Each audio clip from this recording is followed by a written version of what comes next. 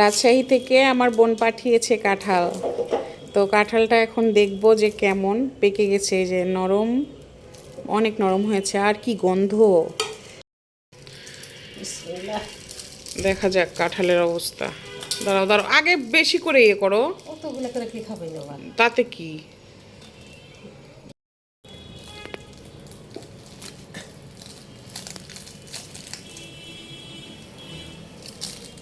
নরম কাঁঠাল।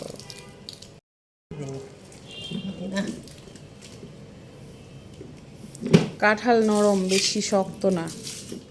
না, এটা নরম, আর ওই যে ওইটা শক্ত, ওটা শক্ত।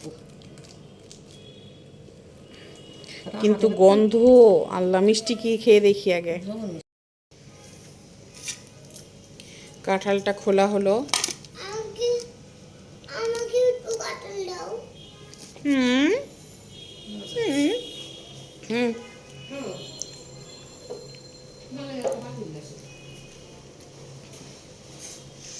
কেমন মজা? খালামণি পাঠিয়েছে। খালামণিকে ভালোবাসা দিয়ে দাও।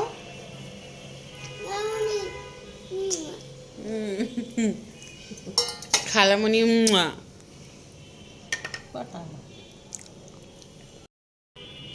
কাঁঠাল কিন্তু খুব মজা।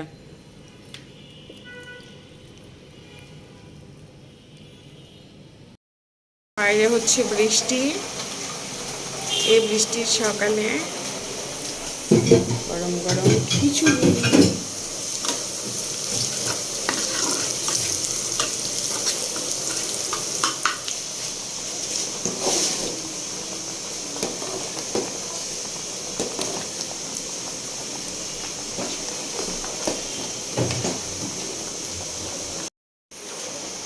আসি।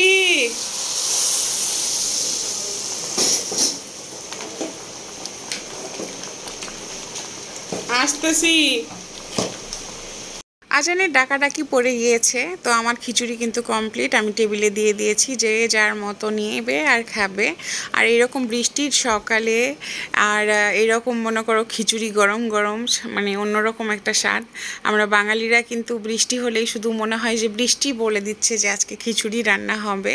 তবে আজকের খিচুড়িটা রান্না করেছি গাজর, আলু, মিষ্টি কুমড়া আর হচ্ছে যে মসুরের ডাল দিয়ে। আর মোটা চালের ভাত একেবারে। এটা খিচুড়ির চালটা আমাদের এক্সট্রাভাবে রাখা হয়। আর এই খিচুড়িটা কিন্তু আমাদের ফ্যামিলির সবাই অনেক পছন্দ করে। আর এই খিচুড়িটা বিশেষ করে আমার শাশুড়ি আসলে তো বলবে একটাবার খিচুড়ি রান্না করো। আমার শাশুড়ি খুবই পছন্দ। শুধু শাশুড়ি না, আমাদের সবার পছন্দের। আমার আমার বড় ছেলে, আমার ছোট ছেলে আগে খেত না, বাট ভাইয়ের দেখে দেখে এখন শিখে গিয়েছে। তো আমি হচ্ছে রেদওয়ানের জন্য আর আজানের জন্য দুই ভাইকে এক প্লেটেই খাওয়াবো আমি। তো খাবারটা ঠান্ডা করতে দিচ্ছিলাম। আর আমাদের জন্য, বড়দের জন্য আছে বোম্বাই মরিচের আচার, আর আছে তোমার আমের আচার। আর ঘি হচ্ছে রেদওয়ান খায়, যে কোনো খিচুড়িতেই ও ঘি খায়, কেন জানি খাওয়া শিখেছে। আর এটা খুবই ভালো। আর আমি খাবো আচার দিয়ে। আর বাইরে কিন্তু এখনও বৃষ্টি হচ্ছে, তাহলে ভাবো কীরকম, মানে ওয়েদারের সাথে খাবারটা একেবারে মিলে গিয়েছে। সো আমাদের আজকের সকালের খাবারটা ছিল গরম গরম পাতলা খিচুড়ি। সো আজকে আজানের ড্রেস দিবে, আজকে যাচ্ছি স্কুলে। আর আমাদের সাথে কে আছে? কে আছে? আমি। আর আমি, ইয়েস। রেদনও যাচ্ছে আজকে আজানের স্কুল দেখতে। আজানের স্কুল ও কখনো দেখে নাই, এই জন্য যাচ্ছে। আর আজকেও বাসায় ছিল, এই জন্য ওকে নিয়ে যাচ্ছি। আম্মু বলতো কিছু কিছু? তুমি একটা ভিতু। কিছুই তো হলো না। আজানের নিউ স্কুলে আজকে রেদওয়ান ফার্স্ট টাইম। আর আজান এই বিষয়টা নিয়ে অনেক এক্সাইটেড ছিল যে তার ভাইকে কবে তার স্কুল দেখাবে, বিশেষ করে স্কুল মাঠ দেখাবে। আর আজান বাবার যেহেতু এখনও ক্লাসটা শুরু হয় নাই, সো ও কিন্তু অনেক আপসেট হয়ে যায় যখন রেদওয়ান স্কুলে যায়, যে আম্মু আমাকে স্কুলে নিয়ে যাও না কেন, বা আমি কখন থেকে ক্লাস করব। ও কিন্তু নিউ স্কুলটা নিয়ে যতটা আগ্রহ দেখাচ্ছে, ততটা যদি কন্টিনিউ থাকে, প্লাস তোমার লেখাপড়ার মাঝে, মানে লেখাপড়াটা সুন্দর মতো করে, আলহামদুলিল্লাহ আলহামদুলিল্লাহ সব কিছুই বেটার হবে। সো আমরা স্কুলে চলে এসেছি, আমি অলরেডি বাসায় চলে এসেছি। আর বাইরে যেহেতু বৃষ্টি হচ্ছিল আমরা ওখানে একেবারেই দেরি করিনি। আর আমার কাজ ছিল 2 মিনিটের, শুধু স্কুল ড্রেসটা নেওয়া আর পেমেন্ট করা। আর এটা নিয়ে ওদের দুই ভাইয়ের গাল ফুলা হাহাকারি অবস্থা ছিল যে কেন বৃষ্টি হচ্ছে, মাঠে ওরা খেলবে, ভাইকে স্কুল দেখাবে। তো আমি কোনো ভিডিও করতে পেরেছিলাম না। তারপরে বাসায় আসার পরে গত রাতে যে মনে করো কাঁঠাল খাওয়াখুয়ির পরে একটু ছিল, তো আমি ভাবলাম যে এই কয়েকটা কোষ আমি এখন খাবো বা আজান খাবে আমার সঙ্গে, নইলে নষ্ট হয়ে যাবে। আর কাঁঠালটা কিন্তু মনে করো আছে না যে যেহেতু কম তুলনায় খাওয়া হয় এর জন্য সুন্দরভাবে খাওয়া হয়, কিন্তু যখন একটা জিনিস না তোমার বাসায় বেশি থাকবে বা সবসময় খাওয়া হবে বা মনে করো খুব ইজি ওয়েতে পাওয়া যাবে, তখন সেটা অনেক মানে ইউজলেস হয়ে যায়। ইভেন তোমার খাওয়া হয় না, পচে যায়, নষ্ট হয়ে যায়। তবে এর আগেও আমার ননাস যখন কাঁঠাল পাঠিয়েছিল সেটাও সুন্দর মতো খাওয়া হয়েছিল, আমার বোন যেটা পাঠালো সেটাও সুন্দর মতো খাওয়া হলো। আমরা ওই যে বললাম না আমরা কাঁঠালটা সচরাচর এত বেশি খাই না দেখে বাসায় অত নিয়ে আসা হয় না। আর এই জন্য কেউ কখনো পাঠালে খুব সুন্দর মতো আমরা খাই। তো কাঁঠাল খাওয়া শেষে আমি ভাবলাম যে আজকে সকালে তোমার খিচুড়ি খাওয়ার পরে একেবারে চা কফি কোনো কিছুই খাওয়া হয়েছিল না, কেননা ওদের বাবা যাবে অফিসে, তখন বলেছিল যে যেহেতু বৃষ্টি হচ্ছে চলো আমি নামিয়ে দেই, তাহলে তোমাদের জন্য ইজি হবে। তো ভাবছিলাম যে হ্যাঁ ঠিক আছে, আমি কফিটা আগে খেয়ে নিই, তারপরে আমার সংসারের যত কাজ আমি করব।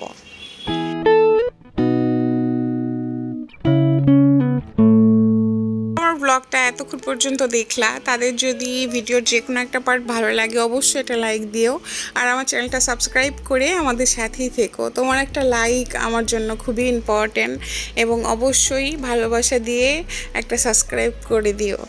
তো আমরা যখন সাজেকে গিয়েছিলাম এই গাছটা যেহেতু এই অবস্থায় ছিল, তো গাছটা না একটা গাছ অলরেডি মরে গিয়েছে, আরেকটাও মরে যাচ্ছে। তো এই চোখের সামনে গাছ মরে যাওয়া কষ্টটা আমার যে কতটা বিশাল। আর ওদের বাবা তো বলে কি বলেছিলাম গাছ নিও না, না কেন নিব না, দেখো আমি থাকলে তো আর এরকম কখনোই হতো না, আসলে ছিলাম না বিধায় কিন্তু এরকম একটা দুর্ঘটনা ঘটেছে। তো আমি ভেবেছিলাম যে ওকে আমি যেহেতু এখন ফ্রি আছি তাহলে আমি এখন আমার বেডশিটটা চেঞ্জ করব, আমার ঘরটা একটু গুছিয়ে নিব, বালিশগুলো নিচে রেখেছি। আর মহারাজা চলে এসেছে কেক নিয়ে, যে আম্মু কেকটা কেটে দাও আমি একটু খাবো। তো তাকে আমি কেকটা কেটে দিচ্ছিলাম।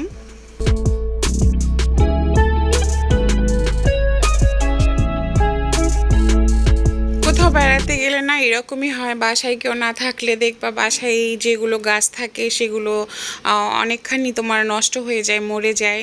আর ফিরে এসে যে আমি তাও এতটুকু পেয়েছি, তো সেটাই আমার কাছে বেশি। তবে আমি চাচ্ছি যেন একটা হলেও বেঁচে থাক।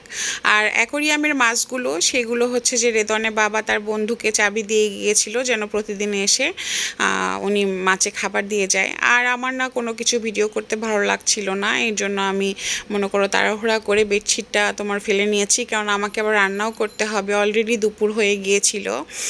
সো তারপরে আবার ভাবলাম যে না আগে আমি মানে সাজেকে গিয়েছিলাম, কত কাপড় চোপড় কীরকম অবস্থায় ছিল। তো ওদের বাবাকে কিছু কাপড় আমি আয়রন করতে দিয়েছিলাম, আবার কিছু কাপড় জড়ো হচ্ছে। আর এই আয়রন মেশিনের ওপর আমার যেই রকম ভয় হয়েছে আমার আজানের হাত পড়ার পরে, আমার মনে হয় না যে আমি ওদের বাবাকেও আর কখনো আয়রন করতে দিব। তো যে ড্রেসগুলো আয়রন করতে দিয়েছিলাম সেগুলো চলে এসেছে অলরেডি, আর আরও এক ব্যাগ আমি উঠিয়ে রাখবো নেক্সটে দেওয়ার জন্য। তো অলসতা কাটিয়ে সংসারে টুকটুক টুকটুক করে কাজগুলো যেন নতুন রূপে আবার গুছিয়ে নিচ্ছি। তবে মাঝখানে বিরতি দেওয়াটাও অনেক ভালো, অবশ্যই ভালো। আমি বরাবরের মতো বলবো যে তোমার যদি অ্যাবিলিটি থাকে বা নিজেকে একটু সময় দিতে মন চায়, অবশ্যই পরিবারকে নিয়ে কিছু দিনের জন্য বেরিয়ে আসা অনেক ভালো, তাহলে মন মাইন্ড পরিবেশ সব কিছুই পরিবর্তন হয়। তাছাড়া বাচ্চারা বড় হচ্ছে, তোমার তাদেরকেও দুনিয়াদারিটা দেখানো দরকার, বা আসলে সবাইকেই সময় দেওয়া উচিত। আর মানে আমার দোলনার কাভারটা না মাঝখানে খুবই নোংরা টাইপের হয়ে গেছিলো, তো ভাবলাম যে আমি শুধু কাভারটা চেঞ্জ করে দেই। তারপরে তোমার সোফাগুলো একটু গুছিয়েই আমি রান্নাঘরে চলে এসেছি। আজকে রান্না হবে লাউ দিয়ে চিংড়ি, আর হচ্ছে এটা পুঁই শাক দিয়ে ডিম, আর রান্না হবে মা তোমার কাটাকুটি করেছে কিছু সবজি, মানে পুঁই শাকের যে ডাঁটা থাকে সেটা দিয়ে, মিষ্টি কুমড়া দিয়ে বা একটু আলু দিয়ে, কাঁঠালের বিচি দিয়ে, ওইটা মা এখনও কাটছে। আর আমি ভাবলাম যে এই দুইটা অন্তত তুলে দিই। যে কোনো কর্মেরই আসলে ছুটি থাকে, বা তুমি একটু কিছুদিন আরামায়াস করলে তারপরে আবার কাজে লেগে যেতে হয়। তো তেমনটা কিন্তু আমাদের হাউসওয়াইফের আসলে রুটিনটা এইরকম যে আমাদের হাউসওয়াইফের কোনো ছুটি নেই। তারপরেও আলহামদুলিল্লাহ ছুটি কেটে এসেছি। এখন খুবই একটা ফ্রেশ মাইন্ডে নতুনভাবে নিজেকে আমি আবার গুছিয়ে নিতে পারবো। আর তারপরও হচ্ছে যে দুইটা বাচ্চার না এখনও ফুল ক্লাস শুরু হয় নাই, আজানের তো শুরুই হয় নাই। আর রেদওয়ানের যে শুরু হয়েছে সেটা হচ্ছে যে তোমার মর্নিং আর হিপস চলতেছে, মানে ইভিনিং চলতেছে। সো যেই দিন ফুল একদম ক্লাস শুরু হয়ে যাবে সেই দিন থেকে তো আমি অ্যাজ এ মা খুবই ব্যস্ত হয়ে পড়বো, আজানকে নিয়ে যেতে হবে। তো এখন একটু যদিও অলসতা লাগছে বা শরীরটা ঘুরে আসার পরে তেমনটা ভালোও যাচ্ছে না, মাঝখানে জ্বরও হয়েছিল, তো সেই ক্ষেত্রে তোমার সব কিছু মিলিয়ে নিতে না একটু সময় লাগছে। বাট আমার কাজ তো আমাকেই করতে হবে, আস্তে আস্তে করে করলে ইনশাল্লাহ শেষ হয়ে যাবে।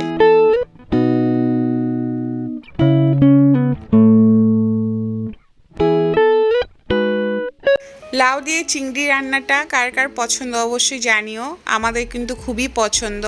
তোমার যখনই লাউ নিয়ে আসে হয় টাকি মাছ বা চিংড়ি মাছ দিয়েই রান্না করা হয়। আমরা লাউ খুব একটা অনেকেই কিন্তু মুরগির মাংস দিয়ে খাবারটা রান্না করে, লাউ কিন্তু আমরা একেবারেই করি না। মানে কখনো বাচ্চারা অসুস্থ হলে তখন একটু ট্রাই করি একটু লাউ বা পেঁপে বা একটু আলু দিয়ে মুরগির মাংসটা রান্না করার। তো আমার রান্না করা কিন্তু কমপ্লিট হয়ে গিয়েছে। এই যে এই সবজিটার কথাই বলছিলাম, যেটা হচ্ছে যে পুঁই শাকের ডাঁটা, কাঁঠালের বিচি, তারপরে মিষ্টি কুমড়া, আলু দিয়ে রান্না করা হয়েছে। তো এইগুলোই হচ্ছে আজকের আমাদের দুপুরের খাবার, আর আমার রান্না বাড়া কমপ্লিট।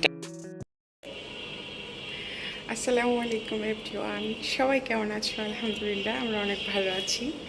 আজকের ব্লগটা সন্ধ্যা 7:30 থেকে শুরু করলাম। এখন কই যাচ্ছি? আজান খাবে মোংলায়, এর জন্য বাইরে যাচ্ছি আমি, আজান আর ওদের বাবা। রেদওয়ান গিয়েছে স্কুলে। আসলে ওই রেদওয়ান স্কুলে যাওয়ার পরে ওর সময় কাটে না, এই হয়ে গেছে বিষয়। তো দেখতে থাকো শেষ পর্যন্ত। এইটা পড়বো? আচ্ছা দাও। হাতে ওইভাবে নাড়ে না, দাও নিচে দাও। তো আমরা চলে এসেছি বিজিএম দিয়াবাড়িতে। আর দিয়াবাড়িতে আসা হয়েছে অনেক দিন পরে, সেই কোরবানির গরু দেখতে আসা হয়েছিল। মোংলাই নিতে হলে আমাদেরকে এখানে আসতে হয়। আরও ভাবলাম যে এক কাপ চা খাওয়া যাবে, বাট চায়ের দোকানটা বন্ধ। এখন আমাদের শুধু মোংলাই নিয়ে তারপরে একটু বসে আবার চলে যেতে হবে, যেহেতু আবার আমার রেদওয়ান স্কুলে আছে বড় ছেলেটা, তো তাকেও নিতে হবে। একদম অল্প সময়ের জন্য আমরা এসেছি, তো বাবা ছেলে তোমার মোংলাই নিচ্ছে, আর এদিকে আজান বাবা একটা পুরিও খাচ্ছে। তো আমার সাজেকের, খাগড়াছড়ির, চট্টগ্রামের ব্লগগুলো যারা দেখো নাই অবশ্যই দেখো, আর আজকের ব্লগটা অবশ্যই শেষ পর্যন্ত দেখো। ভালো লাগলে একটা লাইক দিও, আর আমার চ্যানেলটা সাবস্ক্রাইব করে আমার সাথেই থেকো। তোমাদের ভালোবাসা আমার প্রচণ্ড রকম দরকার, অবশ্যই সাবস্ক্রাইব করো।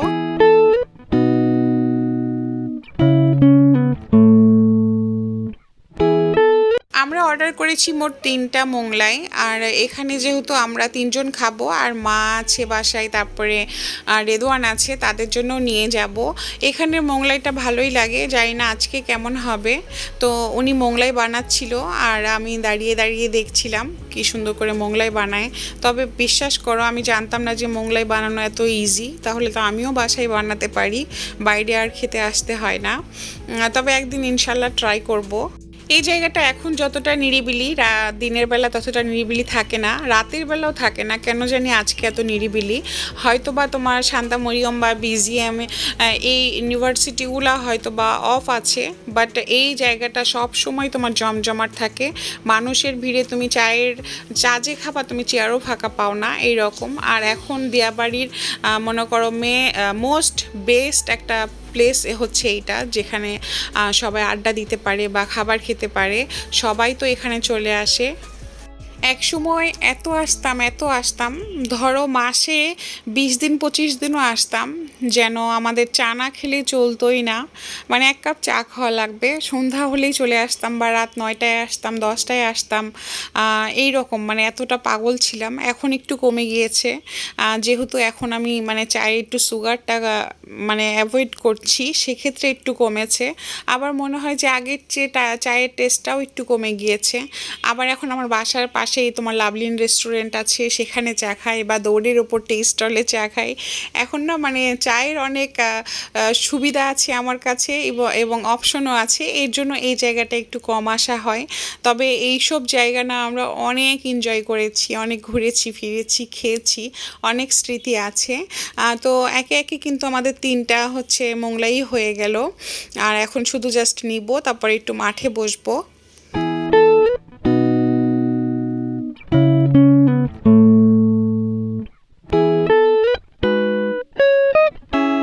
ওদের বাবা 2 ভাইয়ের জন্য 2টা ড্রিঙ্কস নিয়েছে, ঠান্ডা একেবারেই। তো আমি এখানে রেখে দিয়েছি, আজানকে খেতে দিচ্ছিলাম না, যে একটু নর্মাল হোক তারপরে খাও। আর আজান একটু বাইরে দৌড়াদৌড়ি করছে, আর আমি একদম গাড়িতে এসে বসে পড়েছি।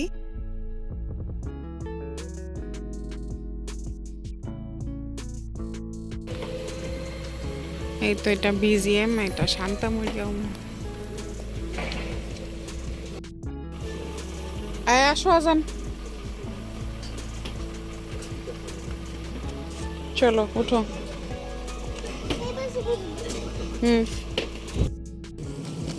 আজান আসো।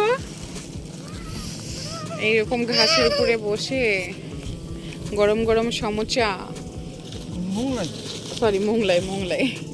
আজান নাও, মোংলাই তো তুমিই খাবে। বসো বসো বসো।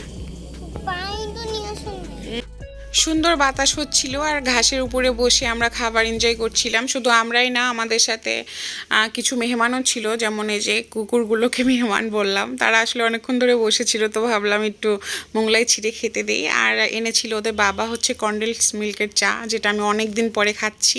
তো আজকের ব্লগটা কিন্তু আমার এইরকমই ছিল, জানি না তোমাদের কেমন লাগলো। সো আমাদেরকে ভালোবাসা দিতে থেকো, আমাদের সাথে থেকো। সো আজকের জন্য আল্লাহ হাফেজ।